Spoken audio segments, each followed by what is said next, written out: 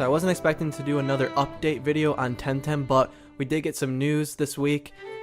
Basically, they sent out a transcription of what's probably going to be a cutscene in the game, and I'm not going to read through it because it's pretty long, so I'm just going to summarize the main points here and give my thoughts. So if you want to read the article on your own, the link to that is in the description. So the cutscene goes into a brief history on how digital Temtem were created, and it gives us kind of a prologue, I feel like, to the story that's going to unfold in the final version of the game. So anyway, I'm going to summarize the main points here. So basically all the tech that is in Temtem was developed from these Amnesian volcanic crystals because they were able to use their information storage properties, and this is what also created digital Temtem. So they were able to program these crystals with binary code and power them with electricity. So basically this makes me think of, you know, electrical engineering. They're basically programming these crystals to do whatever they want. They're able to create digital Temtem. They also use this technology to create Temtem cards, which are basically Pokeballs in this game.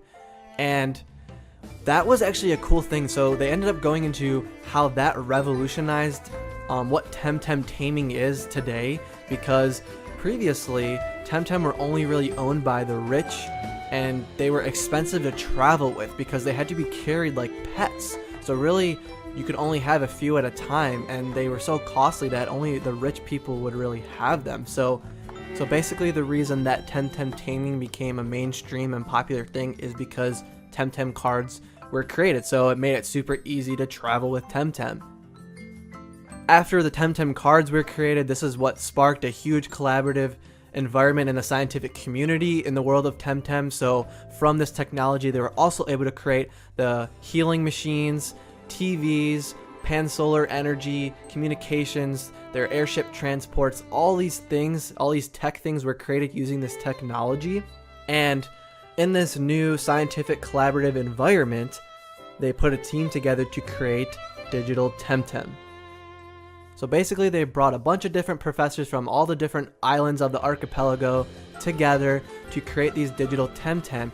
And actually the project scope started as they wanted to create crystal electric hybrid types, but then they ended up accidentally discovering digital Temtem.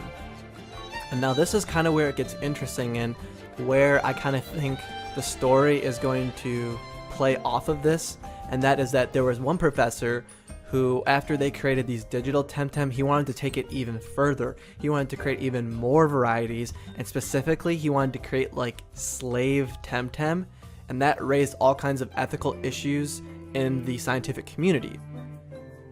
So basically all the scientists who were working with this technology had a vote, and they voted this one scientist out of the group.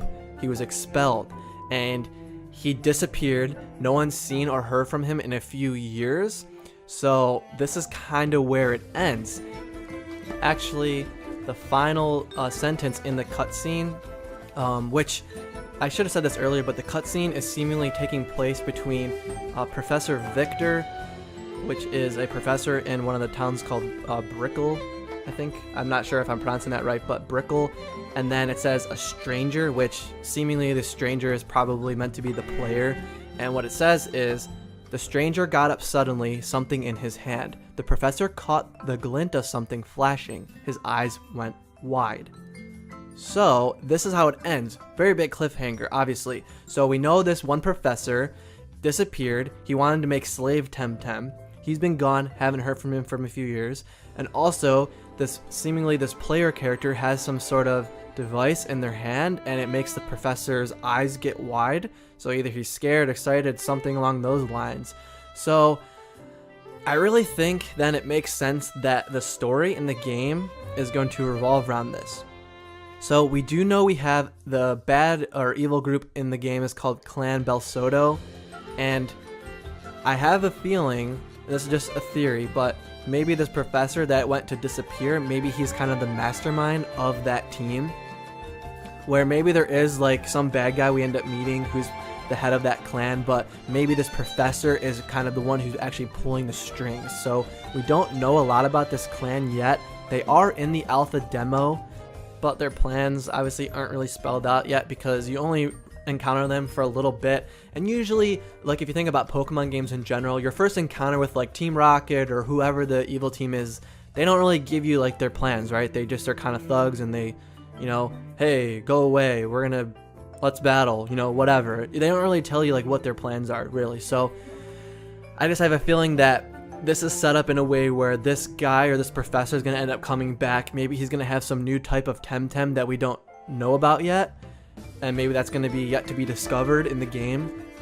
And then we also have that quote that I said, where the player is holding something in their hand. So I have no idea what that could be. I'm curious on what your guys' thoughts are, but maybe it has something to do with how the Temtem evolved, or, you know, it kind of gives me vibes of like a Mega Stone or something to that effect. So, but yeah, curious what you guys think. I wanted to keep this video pretty short, just a quick update video. But also, before you go, I wanted to quickly remind you that the alpha is going to be opening up soon, end of May, early June.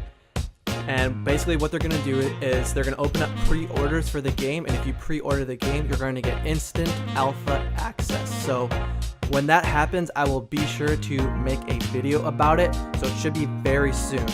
Also, with that update, they're going to open up the next island in the archipelago, so we're going to get a whole new island to explore in the demo, so this should be pretty awesome. So yeah, guys, I'll post a video when that happens, and I'll see you in the next one.